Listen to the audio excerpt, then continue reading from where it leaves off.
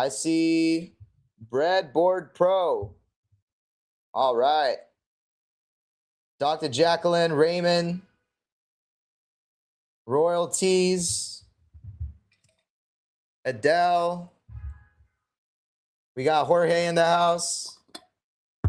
How you guys doing? Is everybody good? I hope you're good. Let's see. All right, some really big and exciting news today. Let's take a sip of water here.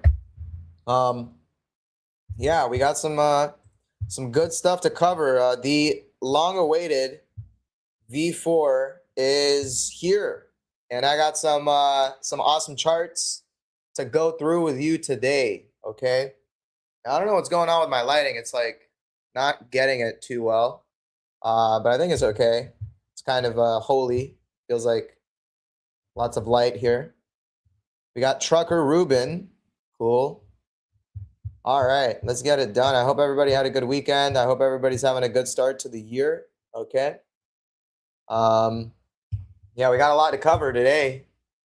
Lots of charts and graphs and things that are pretty fun. My internet did go out today for like 2 hours, so I didn't get a chance to prepare as much as I wanted to, but I think we got enough here already to just flow and go. Flow and go. All right.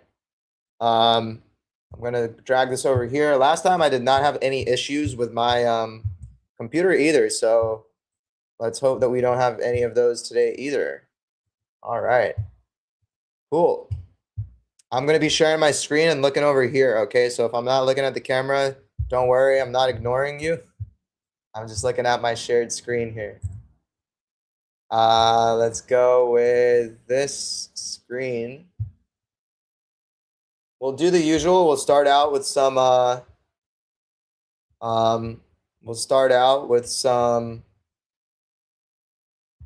like macro.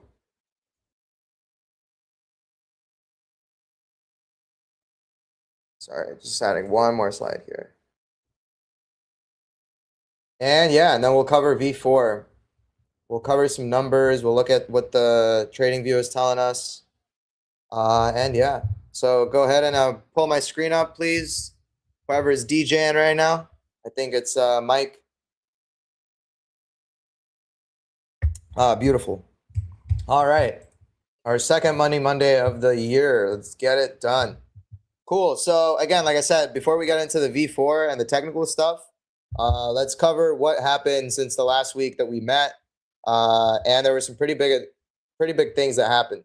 Okay, so first of all, Mr. Jerome Powell is getting subpoenaed right now by the Department of Justice, which is pretty crazy. So if you guys know, like Trump and Jay Powell, they've kind of had a little bit of a feud this past year, and Trump he calls Powell too late Powell, and he wants him to lower rates and all of this stuff, and now there's an official like investigation going on the Federal Reserve, which was pretty crazy. This dropped, I think, just today, or actually last night. The rumor came out, but you can see the Trump admin dramatically raised the stakes on Sunday. Yeah, last night, when the New York Times first reported, and minutes later, Fed Chair Jerome Powell confirmed that the U.S. Central Bank had been served grand jury subpoenas from the Justice Department threatening a criminal indictment. How crazy is that the Department of Justice is subpoenaing and indicting potentially the Federal Reserve? It's pretty nuts.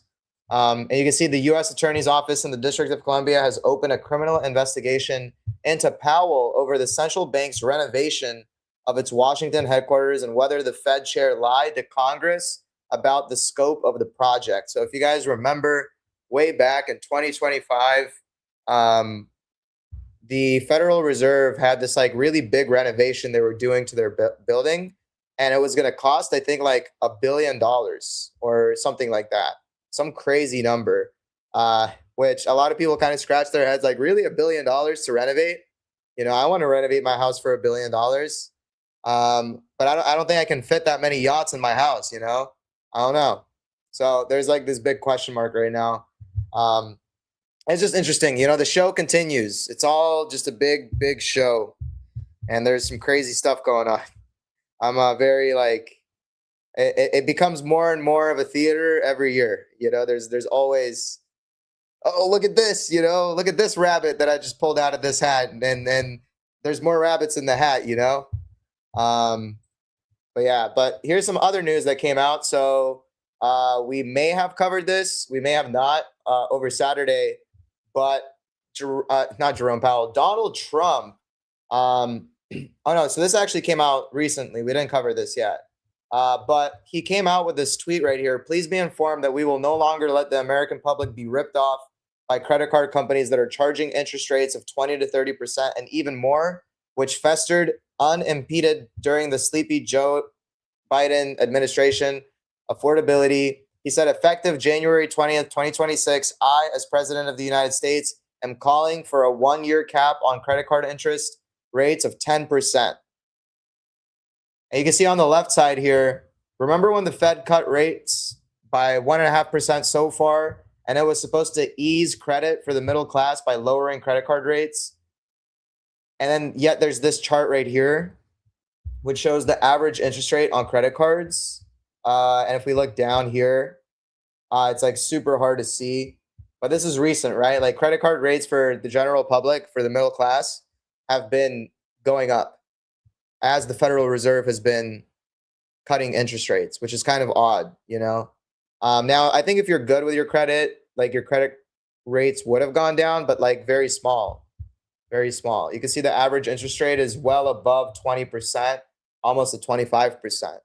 So Donald Trump calling for this, I don't know how he's going to get it done, but one thing I learned is he's very persuasive and he can get things done.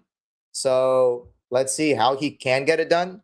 But if that happens, that's very stimulative, right? Imagine what that does is interest and debt. There's a payment that has to be made every month. So if you reduce the interest, your payment goes down, right? This is like printing money without printing money.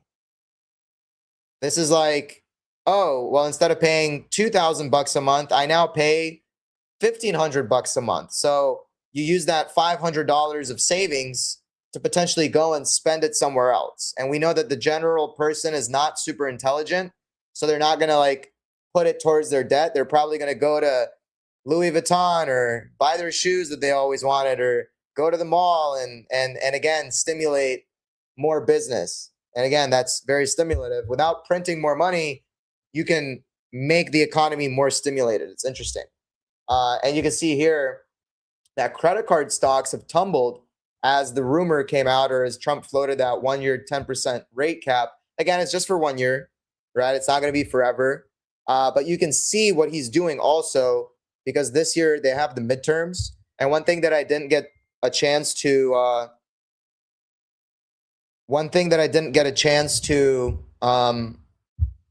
cover in this is looking at the seasonality of the markets during midterms. I think usually around midterms, my assumption would be that there's a lot of goodies that are handed out, right? Remember, like Trump was saying, oh, we're going to give stimulus checks to people from the tariffs. We're making billions of dollars from tariffs.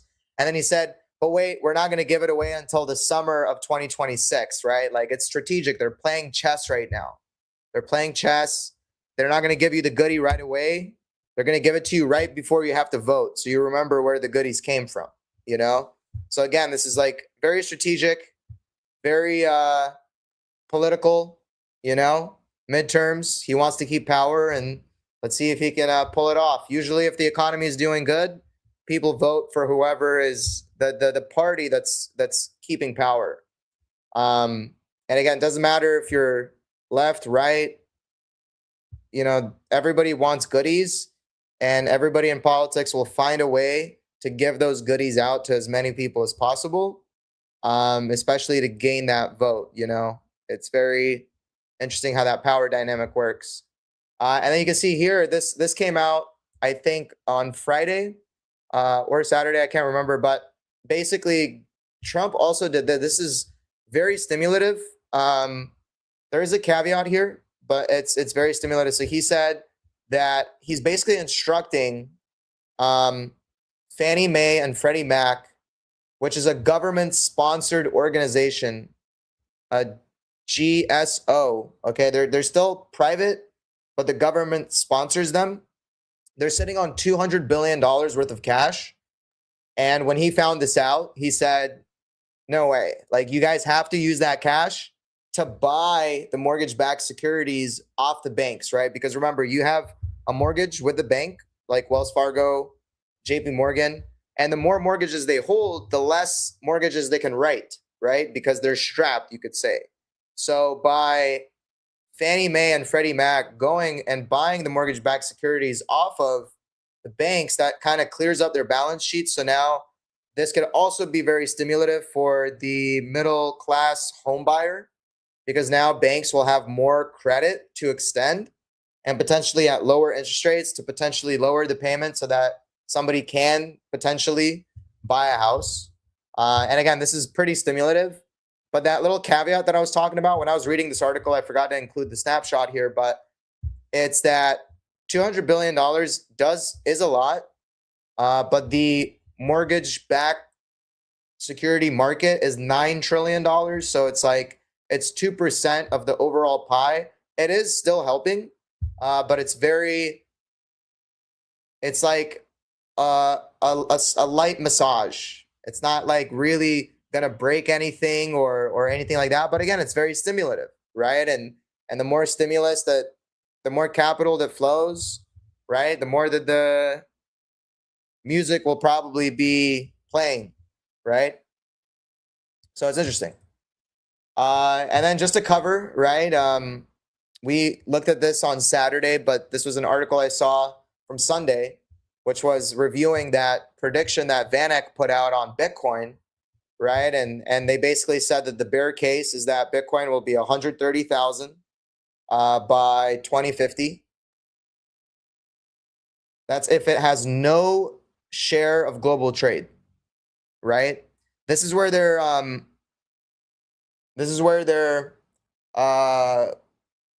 this is how they're equating. This is their equation. Okay. So they're saying, well, Bitcoin is a very prominent asset. It's a top 10 asset globally, right? By market cap. Gold is one of them. Silver is one of them. NVIDIA is one of them. Amazon is one of them.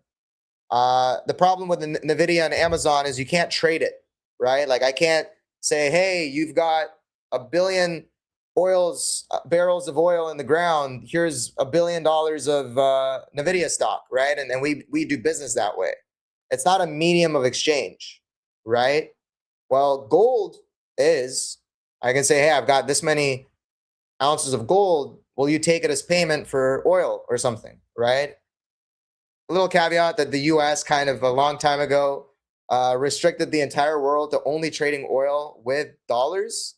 But then also Joe Biden, during his presidency, he did something that actually had way bigger consequences than he probably even thought. But when the Russia and the Ukraine war happened, the US froze all of Russia's assets that they had in the US.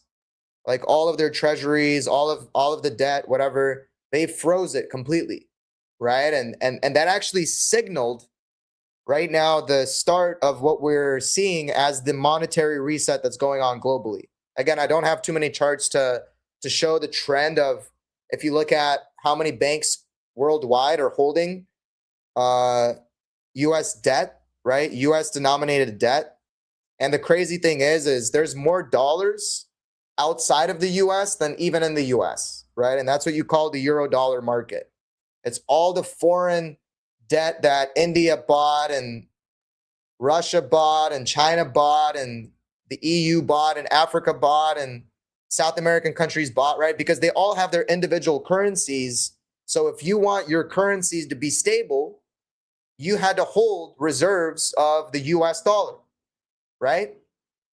And that's what would actually keep your currency. Imagine I have, 50,000 monopoly money, and that's going to be the currency of my country called Igor Slavia. And then I also, in the same bank, hold 50% dollars, right? So even though my monopoly money might have value, might not have value, right?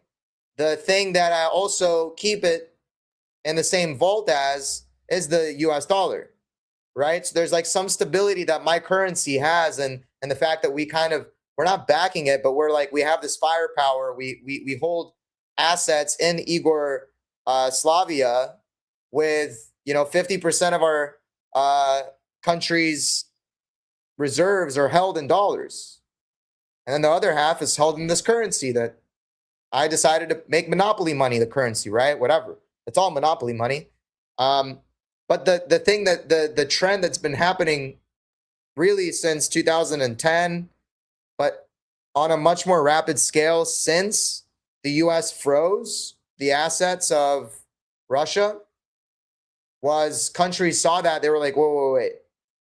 You're telling me that we have to like bend over backwards, and if we don't do what the US wants, they can just like freeze this other half of the thing that I thought was like super valuable and completely risk free and gave me some level of freedom, right? So as soon as that the you know the as soon as the US froze Russia's US debt, right? It signaled to the whole world, hey, you're not safe. And so now what we've been seeing is the reason why the price of gold shot up from $2,000 to $4,000 in a very short amount of time was because countries said, holy crap, let's get rid of these dollars and let's buy something that we can actually physically hold in our country. That's not, you can't just click a pause button and restrict it, right? And that's what we're calling right now the monetary reset that's going on. The dollar is losing its power. It's still the number one currency. You can see right here in September of 2025, the US dollar accounted for 47% of global trade. But if you look at this number 5 years ago and 10 years before that, right, this had a much bigger fraction of global trade. It's actually losing that strength. It's still the strongest currency, but it's losing that strength, right? And basically what VanEck did was they came out with this report and they said, well, hey, if for whatever reason Bitcoin makes up 5 to 10% of global trade, right? Which right now, China, Russia, maybe some other countries, right? They're looking at gold as a medium of exchange. They're looking at potentially backing the yuan or whatever the currency that they're going to deem is going to be their trading currency in gold, right? Imagine what is Bitcoin's role in that whole equation, right? Because gold, you have costs every year to store it and move it. And okay, you want to settle $1 billion deal in gold, you have to spend probably millions of dollars just to get it from my country to your country. So again, I just wonder, and they're wondering, well, what if Bitcoin becomes a base of exchange nationally, right? Like, look at that. Like the euro is 22%, the Great British Pound is 7%, the Japanese yen is 3%. What if Bitcoin becomes like the Canadian dollar? Like the CAD, 3% of the global exchange. It could potentially cause Bitcoin to be worth $2.9 million. And that's what they're saying is their base case. 25 years from now, right? 25 years from now. So, and you can see percent of the world financial assets, 1.6%. Pretty cool.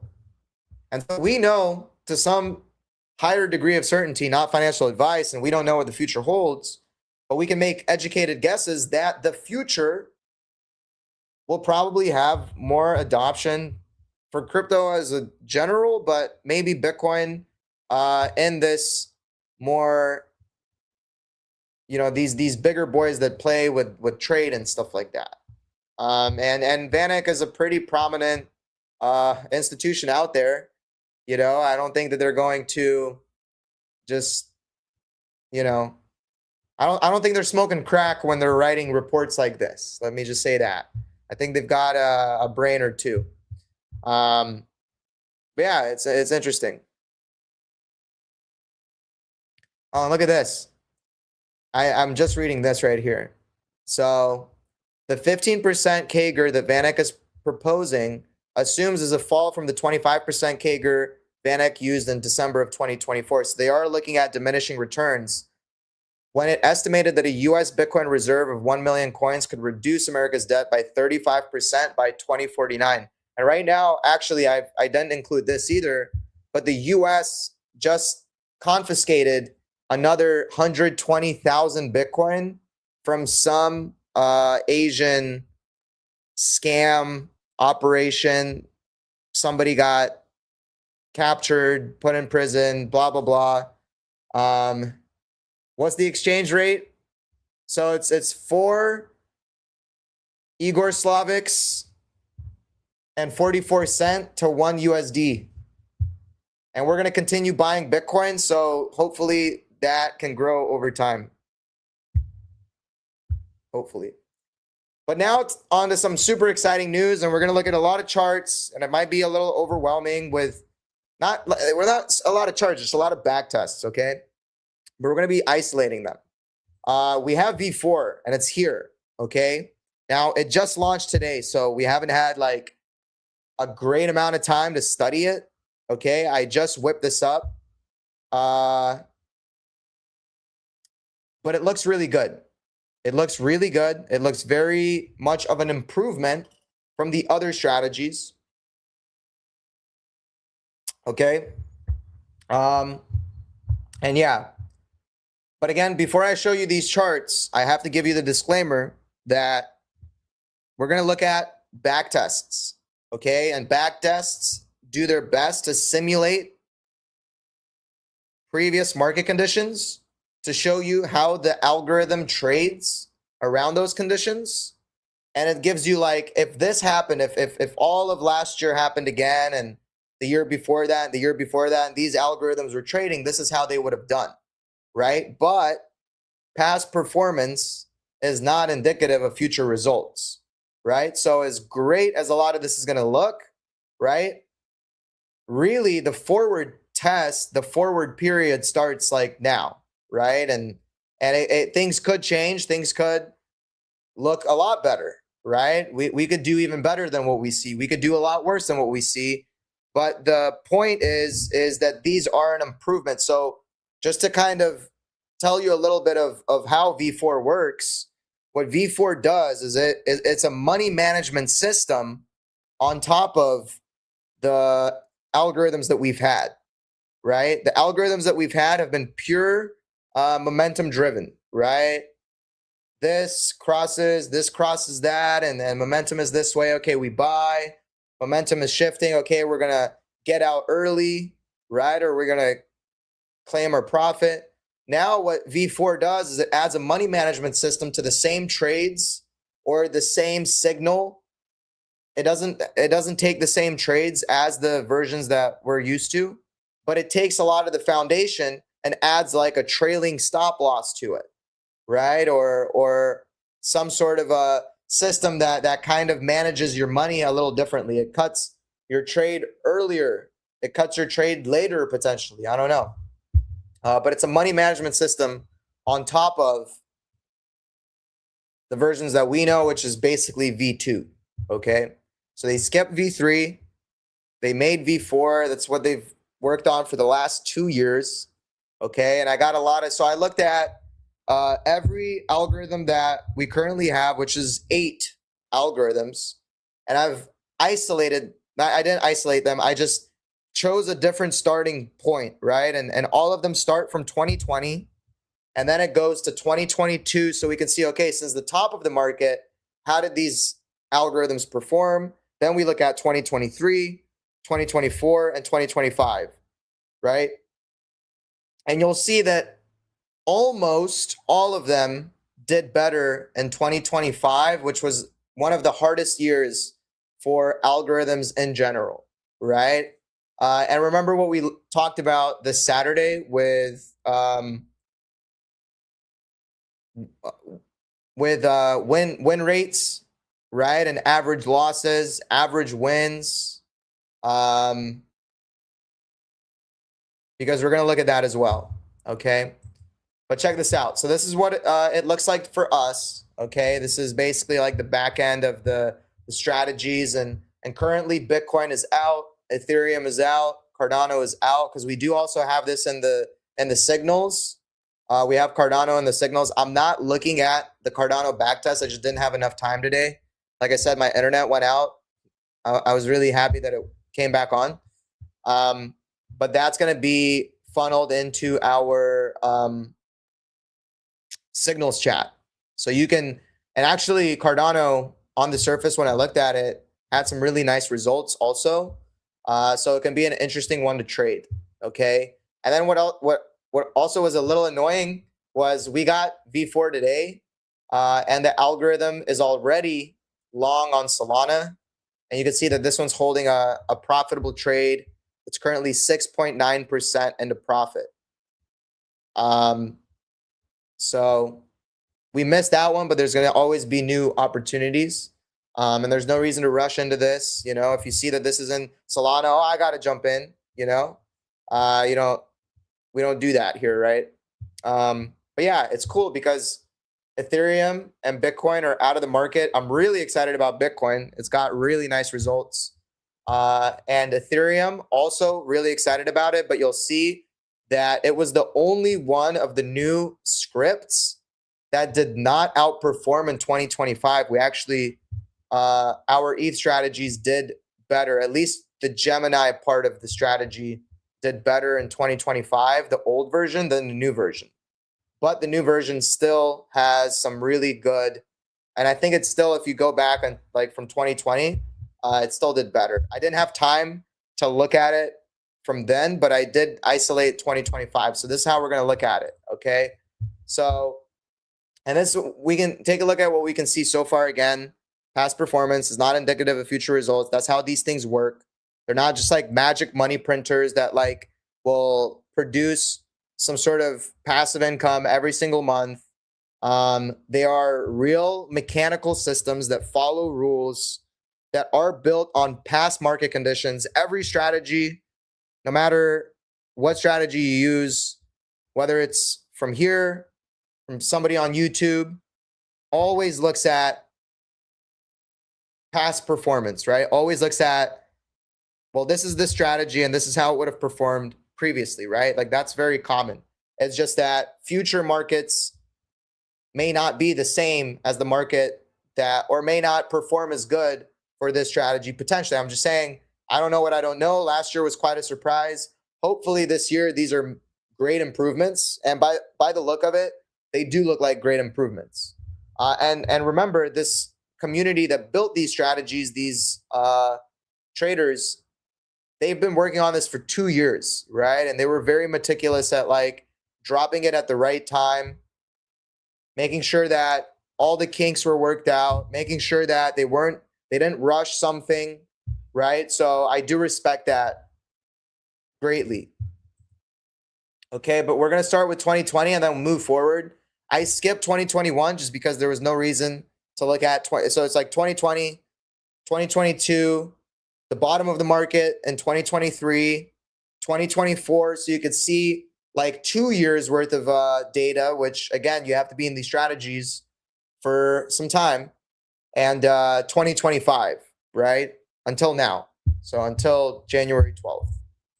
So this is Bitcoin. And we're going to start with the Leos and then we're going to move on to the Geminis. Okay.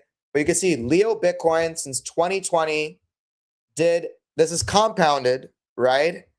Did 6,052% with 11% drawdown. So its drawdown is half as much as the Leo Bitcoin that we know today. You can see the total trade count is actually much less than the strategy that we currently have. Look at that. The profitable trades, right? The profitable trades, 1 out of 2 trades is profitable.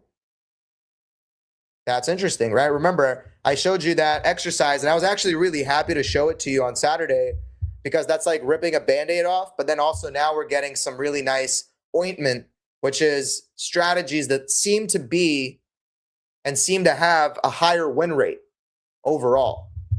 You can see 105 trades. It wins about half of them. It loses about half of them. Since 2020, remember, Bitcoin was like, I don't know, 10,000, 8,000, right? So it's grown a lot. That's what you need in momentum strategies. You need growth, right? Like now, I wonder how these strategies are going to do if Bitcoin ends up being $2.5 million by 2050. You know, that's going to be very interesting. That's a lot of room to compound your investment as opposed to buying today and holding through all the crazy swings and the crazy drawdowns that come with the unexpected. And again, this is without the short side. This is without shorting the market. So it did really good. You could see it outperformed Bitcoin by about 6 times. Pretty awesome. Average loss, average profit. This is since the height of the market, since 2022. And it was still able to extract a 750% profit. It maintained a very small level of drawdown, 11%. Very similar 50% win rate and profit factor of 3. Profit factor just looks at your total P&L over your total drawdown, right? And basically for every $1 of risk you take, you stand to make $3, okay? Oops. Why does this thing? There we go. There was like something hovering here. And you can see since 2022, the average profit is at 8.8%. The average loss is at 2%, right? Was the percent as high as the previous wins? I'm not sure what your question is, Michael Gross. Maybe get a little more specific. But yeah, here's since 2023. This is since Bitcoin's bottom. Okay, you can see its performance since then. And really what I'm impressed by is this very small level of drawdown. 11% drawdown, 586% profit, very, 50% win rate, about 3.15 profit factor, wins a little more than it loses. And you can see the average profit since the bottom of the market, 10% per trade, right? This is the distribution of trades. Look at it. Some trades were 30%, right? Some trades were break even or 2%, right? But the average, the median of the distribution of trades is about 10%, right? It's about 10%. So don't be surprised if we start winning trades and it's like, well, they've only been 2%. And don't be surprised if we start winning trades and it was a 30% win, like that can't happen. Here since 2024, okay? 2024 was a pretty tough year as well. When you showed the wins on Saturday, the losses were low, but the wins were a lot higher. Is this the same case? Yes. Basically, what that means is for every time we win a trade, on average, we make 8%. Every time we lose a trade, on average, we lose 2%. And the strategy wins half the time. So you could see if I flip a coin, right?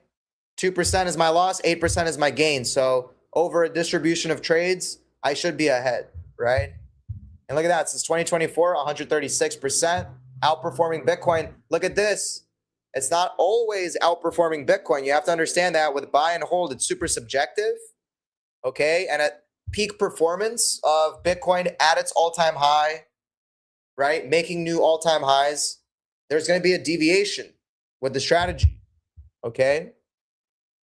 But look at this, 11% drawdown. That's like exceptional, right?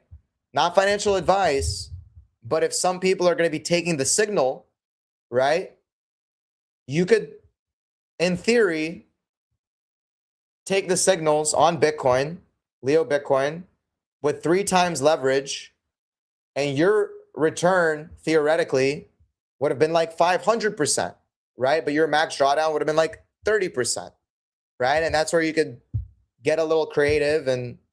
But again, leverage is risky and you want to be careful with it. And you can see since 2025, right? Now, 2025 was quite the year for algorithms in general. But even Leo Bitcoin got away with at least break even, 3.8%. You can see it had a nice little run up.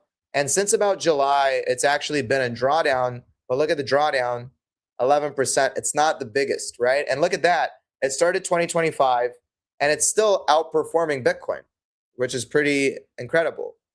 You see it won fewer trades, only 40% of the trades. And last year, right, 4% was the average winner, 2% was the average loser. Okay. You could see some losers were as big as 6%, right? So that could be the stop loss. And some winners were as high as 12%. That's the distribution. Okay. Only took 20 trades, which I like to see because I don't like systems that overtrade, right? Like Leo Bitcoin, the second version, this is the new version. The second version was taking a bunch of trades, right? And Taurus, we took a bunch of different price impact and all this slippage, and the price at the time that we sell is different. So it's like if you have 100 trades in 1 year, it can add up, but it doesn't trade as frequently, which is cool. This is the ETH strategy. Okay, this is Leo ETH. All right, and then towards the end, we're going to compare 2025 with the ones that we have, so you can see the improvement. Leo ETH since 2025, 17,600% profit. Really good on buy side only. You can see if you bought ETH from the same, so it looks at buy and hold, not like from January 1st. It actually looks at buy and hold from the first trade that the system took, which you can see was in February actually. But if you bought ETH since February, today, you would have 230,000, right? I think this is, the starting capital was 10,000. Yeah, 10,000. Yeah.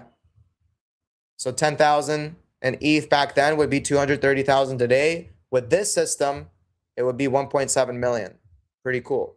But you can see, look, it's in drawdown, right? These things, you know, they're not like magic money printers. There are no trading delays with the Enzyme Vault. That was you might be thinking of the Scorpios, and there was a deviation in the results they were seeing versus the results we were seeing. Mostly what we see with TradingView, we execute very, very well with Enzyme.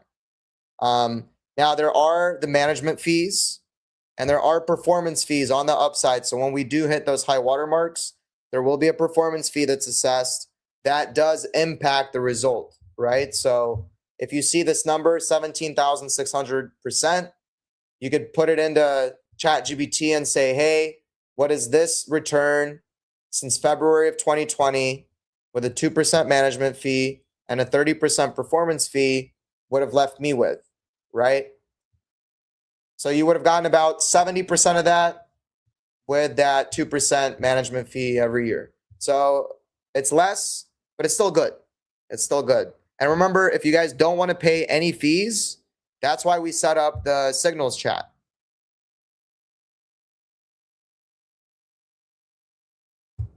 That's why we set up the Signals chat. So you can trade them on your own accounts and keep all the profit.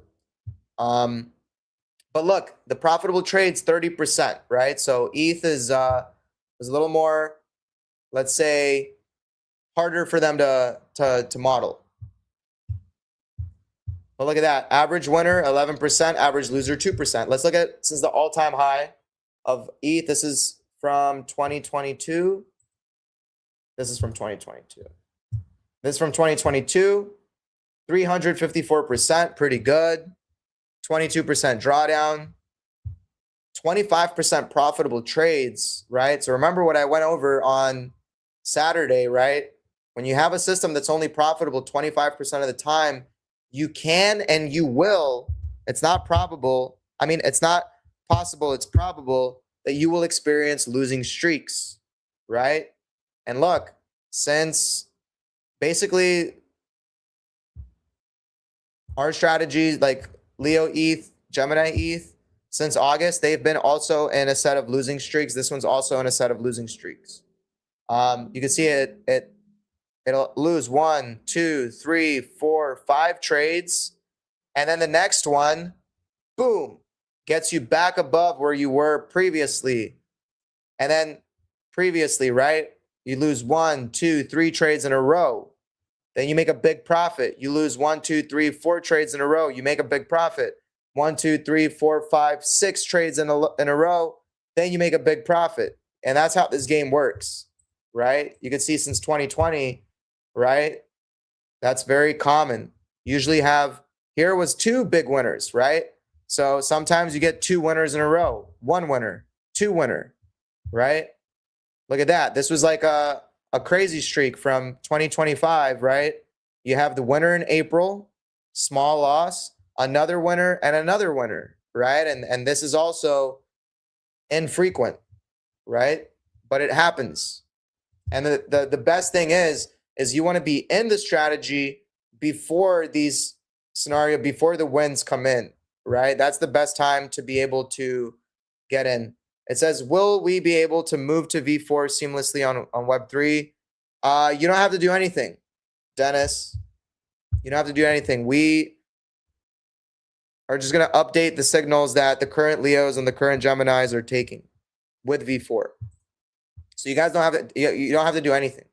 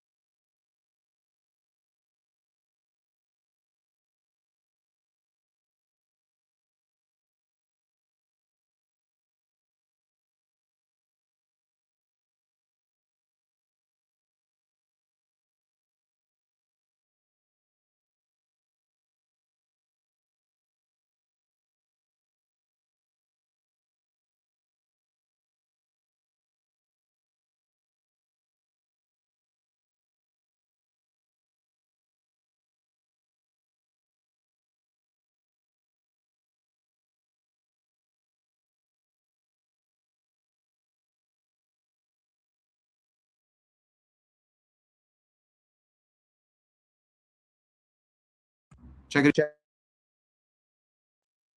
Can you guys hear me? We good? We good? We good? I think we're good because I can see my green little dots. Thank you, King Real. Thank you, Trucker Ruben. Thank you, Signal Theory. Jordan. All right, cool.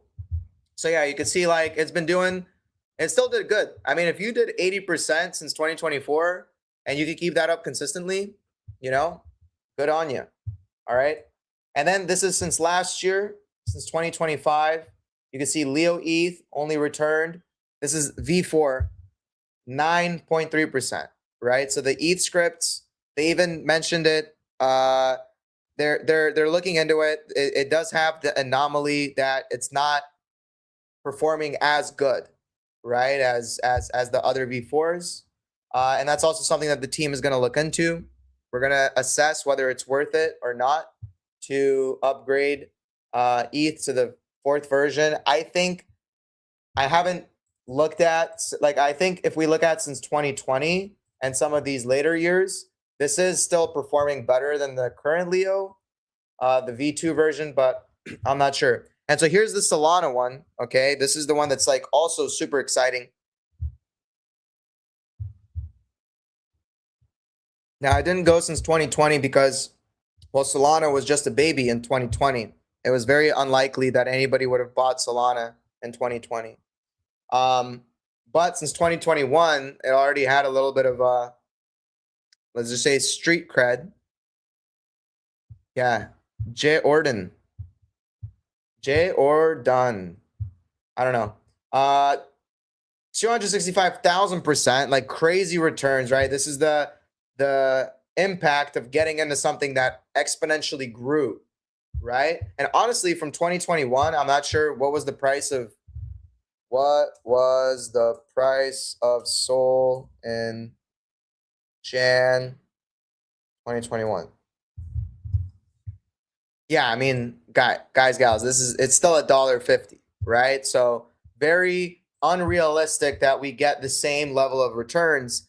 But what I think is more realistic is maybe 2022, right? Because Solana had already made a lot of noise and it was very popular. And in January of 2022, Solana was hovering around the $100 mark. So very close to where we're at right now, actually. And you can see since 2022, the buy side only, not even shorting, just wait until I get to the Geminis. 2000%, 26% drawdown, so a little bigger, okay, because this is an altcoin and it's more volatile. 39 total trades, so it doesn't take a lot of trades either, right? Like that's pretty much 10 trades every year. It's very infrequent. 53%, 54% profitability, and 4.87 profit factor. So for every dollar you risked throughout this time, you stood to make $4.87. Pretty cool. And you can see the average profit has been pretty big at 23%, and the average loser has been kept small at 3.5%. Okay. What about since Solana bottomed in 2023, right?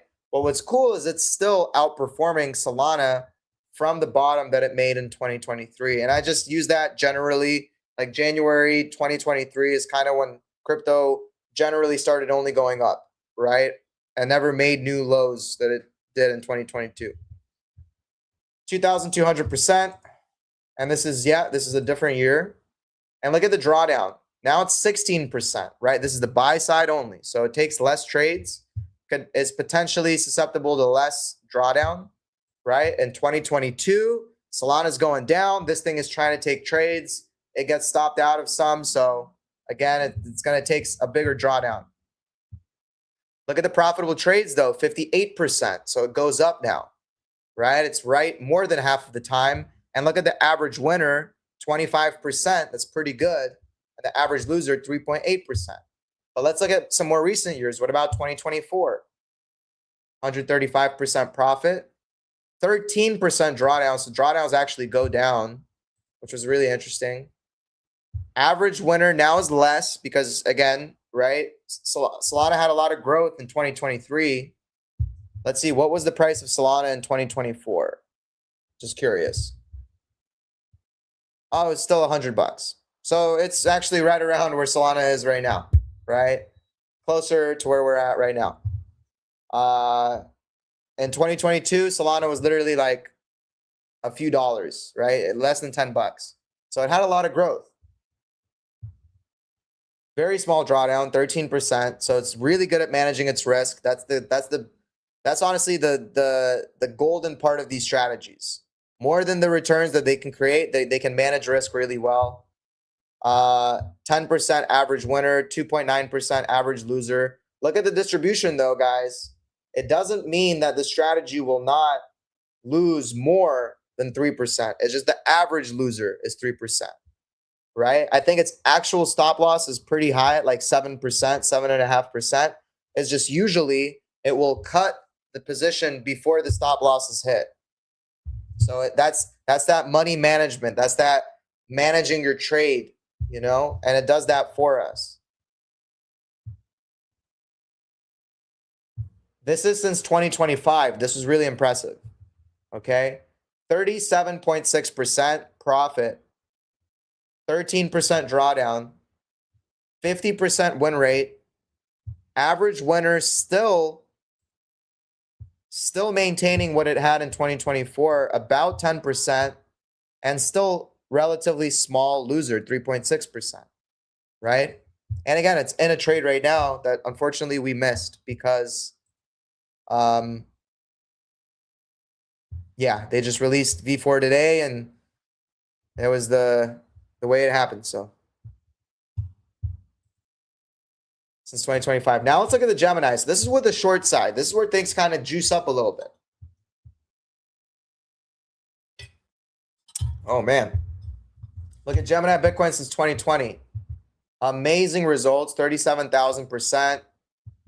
But now let's say you can see average trade 10%, Average loser, 2.3%. Since 2022, 2,500%, right? When you bake a bear market in, okay, and let me just quickly, let's look at the difference between Leo Bitcoin and Gemini Bitcoin since 2022. So 2,500% in a bear market when you have a real bear market. Where is Leo Bitcoin? That is slide. We're currently on slide 28. I just want to see Leo Bitcoin since 2022. Yeah, 750%, right?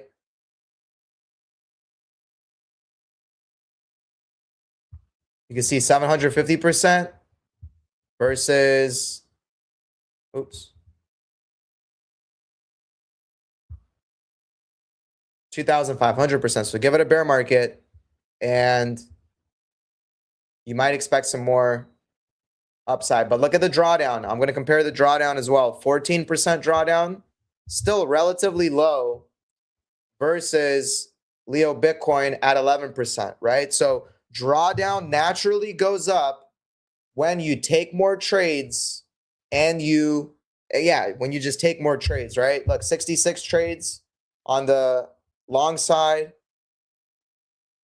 105 trades. So now you throw more trades in, you might experience more drawdown, you might experience more upside, right? And I saw a question of somebody said, the vaults are in drawdown already. What's the plan for this? The plan is the best way to recover, at least how we're looking at it, is, well, we now have better strategies that seem to manage these trades a lot better. And I'll show you what 2025 would have compared. This is the bottom of the market, 927%, pretty good. It was able to still extract profit from the short side. Still is right 55% of the time, which is a huge. This is honestly one of the biggest upgrades of the strategy. Is the win rate has gone up above 50% generally for most of the strategies. ETH is still at around 30.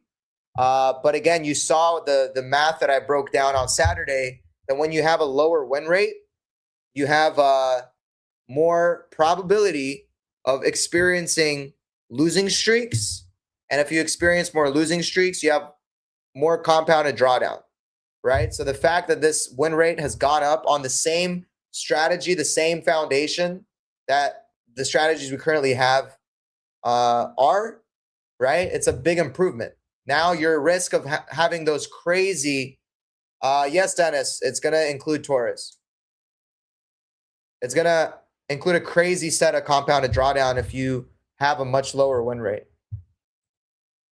2024, 242% on Bitcoin, outperforming the general buy and hold, which is pretty cool. You can see here, this is the distribution of profit and loss. Some losses were as high as 6%. Again, I think these strategies have bigger stop losses with more money management in the system.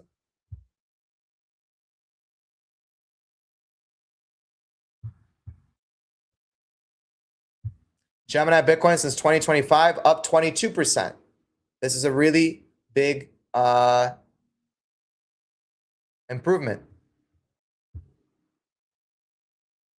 This is Gemini ETH since 2020, 129,000%. Really good and impressive. You can see it is in a very big drawdown from the highs that it made in August. This is Gemini ETH V4 since 2022, 2,800%. Very nice. Very nice. Again, you throw a bear market in and you have a pretty amplified return. So 2,800%. We're on slide 33. 33. Where was? Yeah, Leo ETH, 354%. Versus you throw the short side in, 2,800%, right? But again, that could also mean, like we saw last year, the short side can get chopped out more too. It went in a pretty big losing streak as well. So with more reward comes more risk. And we know this.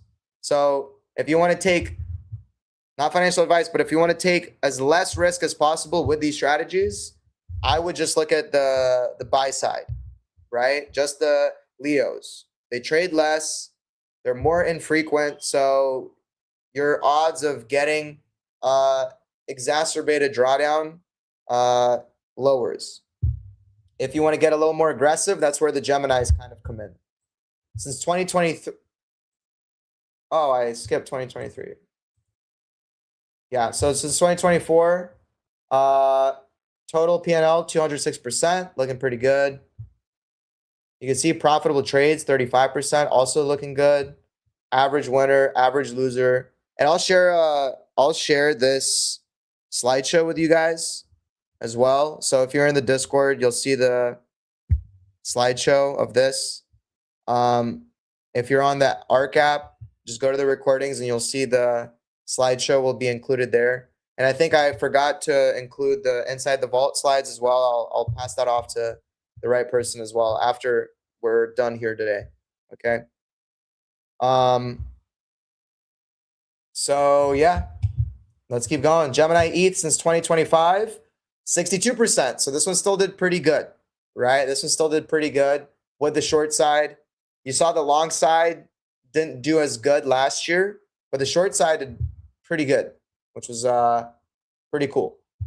Okay. Average profit, average loser, profitable trades here, max drawdown.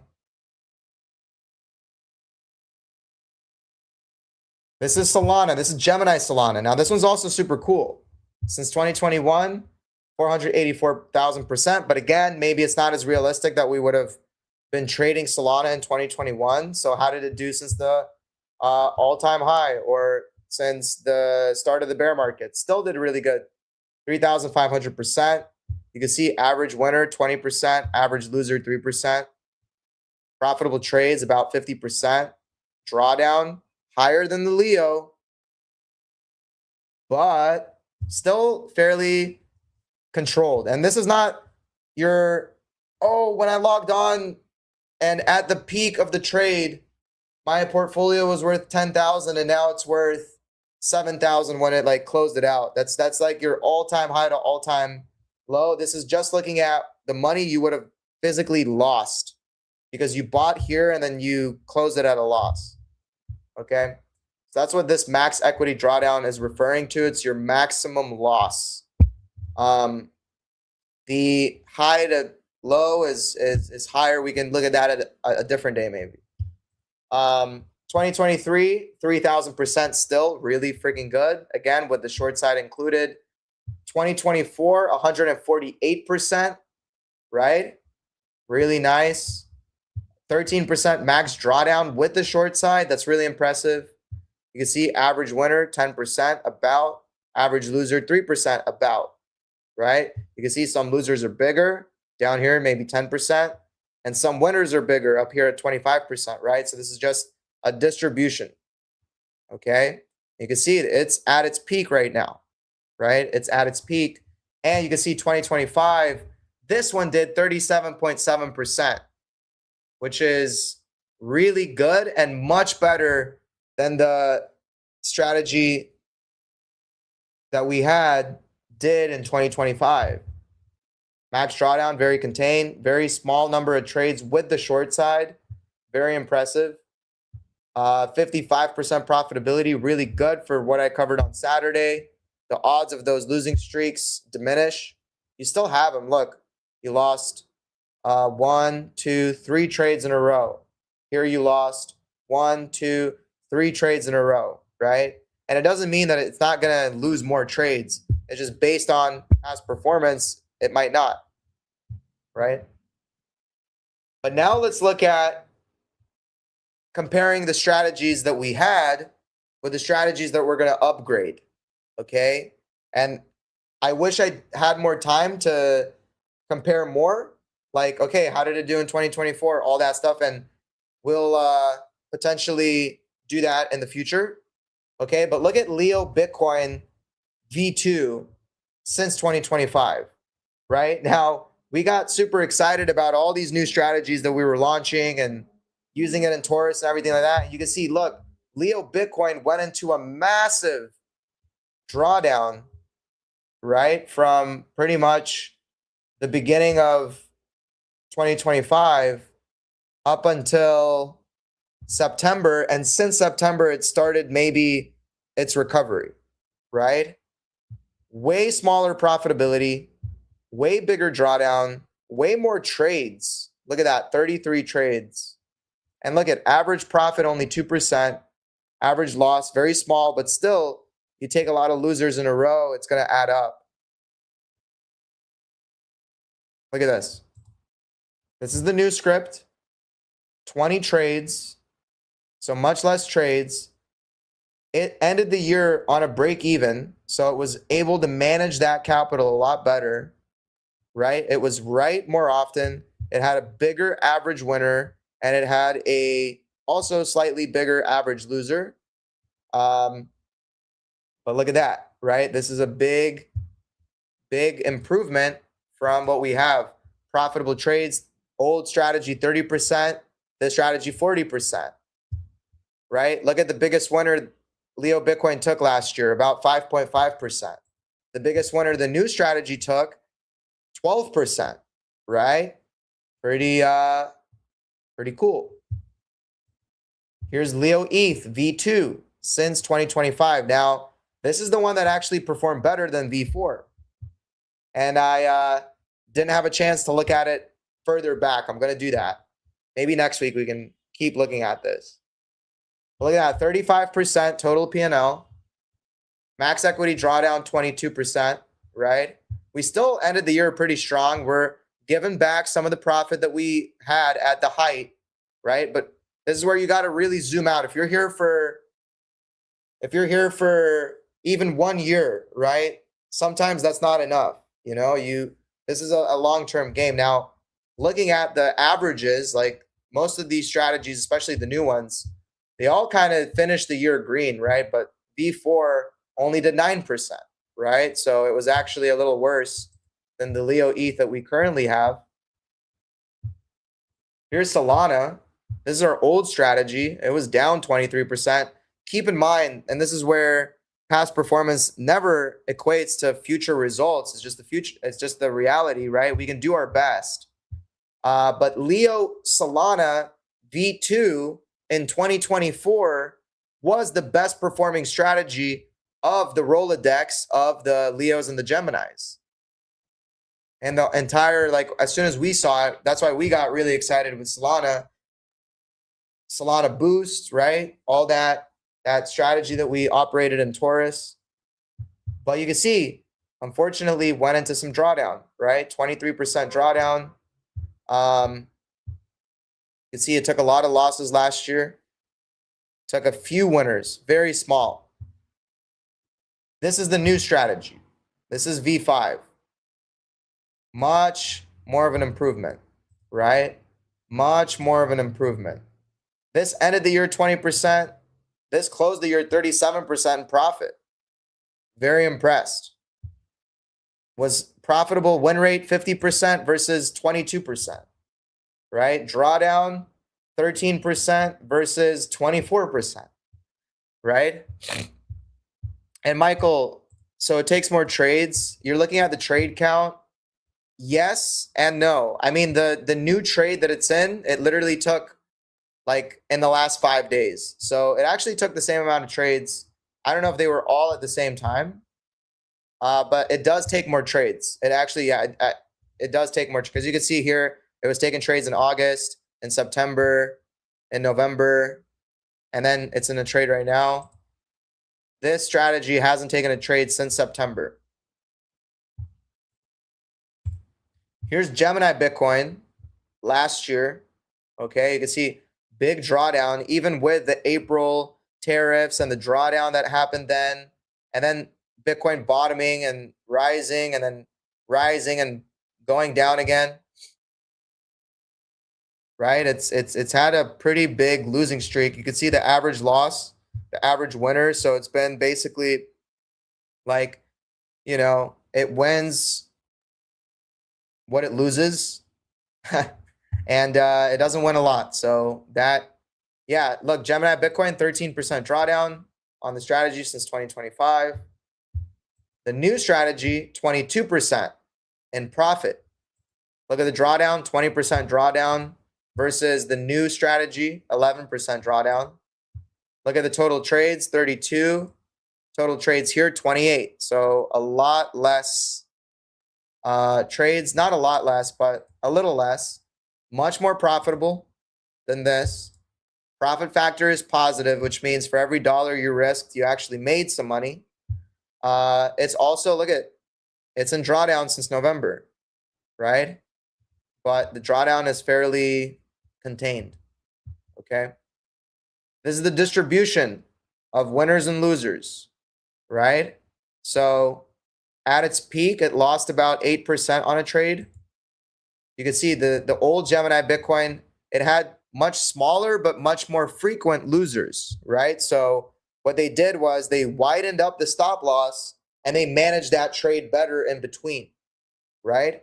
So you can see there will be scenarios where you lose between 6 to 8% potentially on the strategy because it does have a bigger stop loss.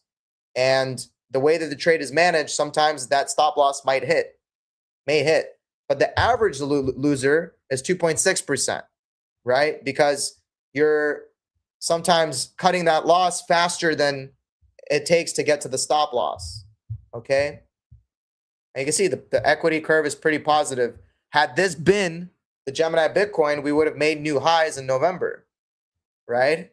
But look, when you look at it in a very short amount of time, right? Hey, look, when Bitcoin's going down, our strategies outperform. When Bitcoin's going up, our strategies underperform.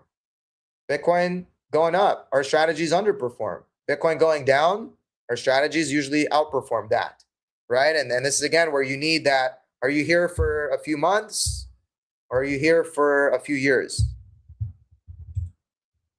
Gemini ETH, V2. This is our V2, the strategy we're using, or we were using, or we still are using. This is again, we need to meet on the team here with the team. But still, Gemini ETH was the best performing strategy of last year by looking at the trading view, right?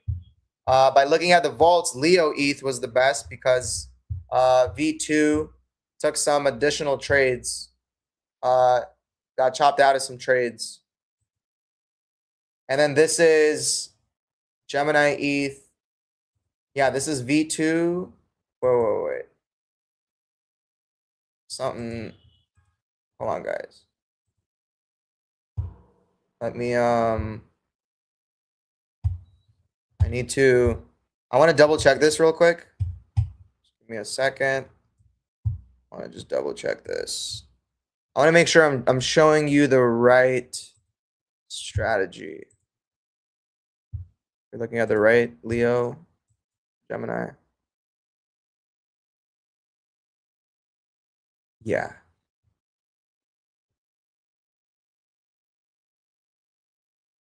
Yeah. That's correct.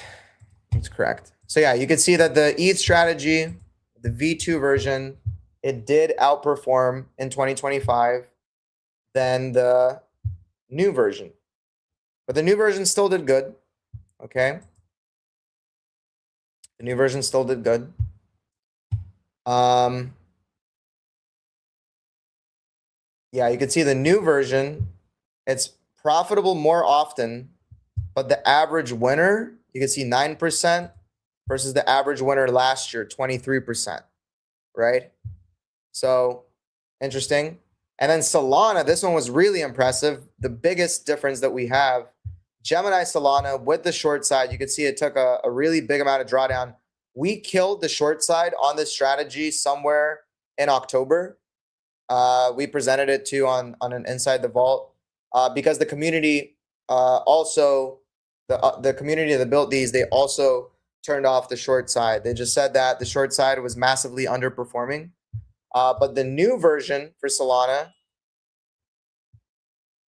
doing pretty good on the short side. Doing pretty good, right? And look at this, Gemini Solana, 37.7%. Let's look at Leo Solana, 37.6%. 10 trades versus 11 trades. So it didn't take a lot of shorts last year It didn't look. I mean, the difference between 10 and 11 is 1. So it looks like it only took one short trade on Solana last year. And I don't know if that was a break even or what, but the results were pretty much the same. But yeah, that's pretty much all that we have. If anybody's got any questions, I'm happy to answer. I know this was a lot of information. That's why I'm going to share the presentation as well. I'm actually, I can just share it with you guys here in the chat. Real quick. And then if you've got questions, just throw them in. Okay. If you got questions, just throw them in. I'm going to go ahead and send this to Bradley and Alexa. I think they do our recordings. And yeah, if you guys have a question, let me know.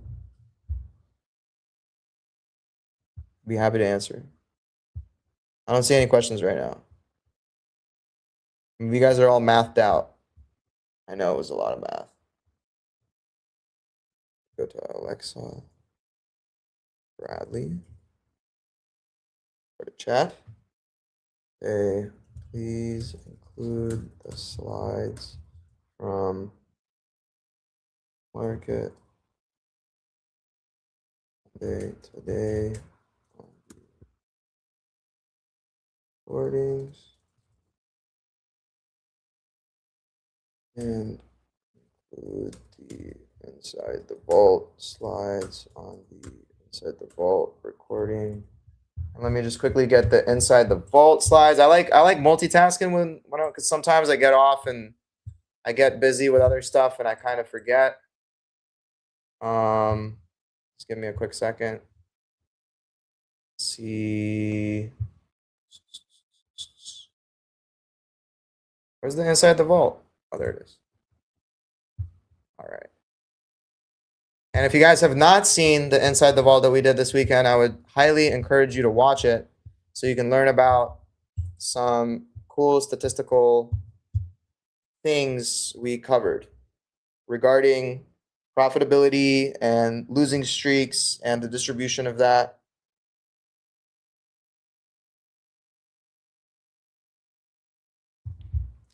All right, so first question says, would you recommend waiting before adding the current vaults, or have they all been upgraded? They have not been upgraded yet. We're going to do it either today or tomorrow. I need to kind of review this. Probably the only one that we have more of a question about upgrading is definitely the ETH strategy.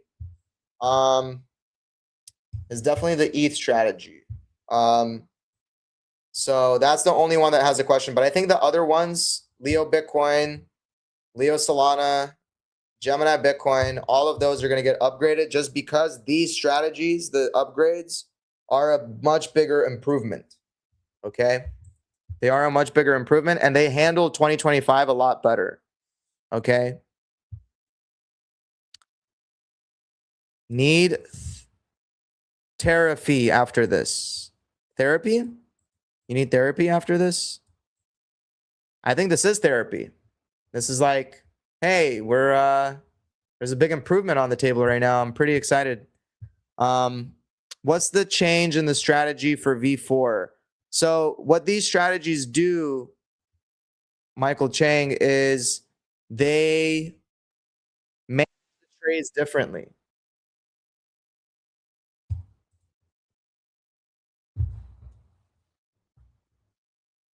They manage the trades differently. So like part of the settings in these and what's different is they have like trailing stop losses and different ways of managing the when the trades exit. It's a money management system on top of the old strategies. Interesting how the money management even changed the number of trades. Yeah, some trades they didn't take, you know, and some trade maybe they took some other trades. Because remember, the strategies have like multiple.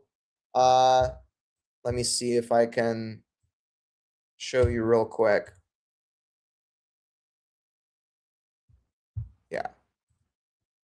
So here, I'll show you guys real quick.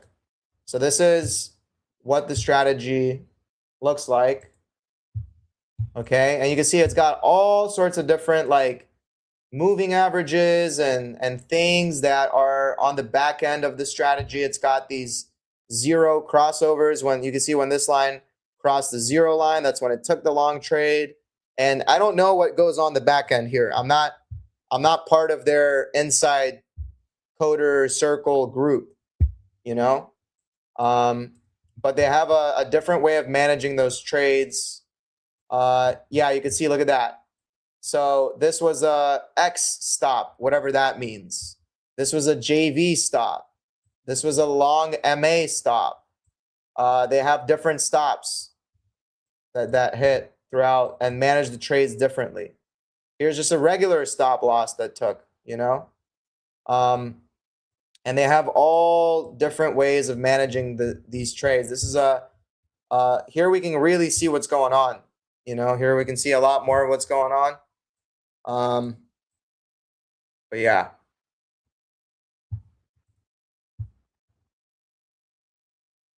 Yeah, we're probably going to be using V4 and Taurus.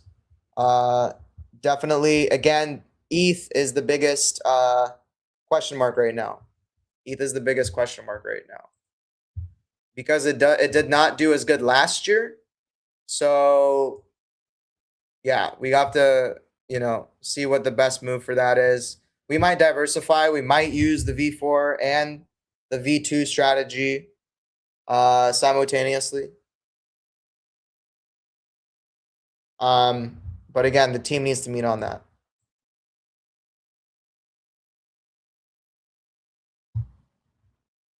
Have you done a beta upgrade yet or sandbox? No, Dennis, I think we're the sandbox and the beta has been the community that's built this and has been improving it for the last 2 years. So that's why we're probably for sure on Bitcoin, Solana, we're gonna upgrade those like right away today. They all are doing better. And then for the ETH ones, we need to kind of sit down and look at some stuff. Same people doing the algo. Yeah, Dennis. And it's cool because as their community grows, they find more talented people that get in on the inside and developers and people and strategies and things like that. Are we looking into doing a Cardano vault, seeing that the results are impressive? The problem is we can't do a Cardano vault because we can't trade Cardano anywhere. There's no Chainlink price feed for Cardano on any of the networks that we trade. So we can't do a Cardano vault, unfortunately.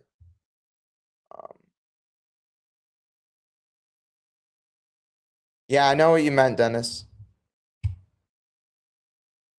Dingling, dung, doing. Cool. So that's all the questions. Thank you all for being here. Stay tuned. All this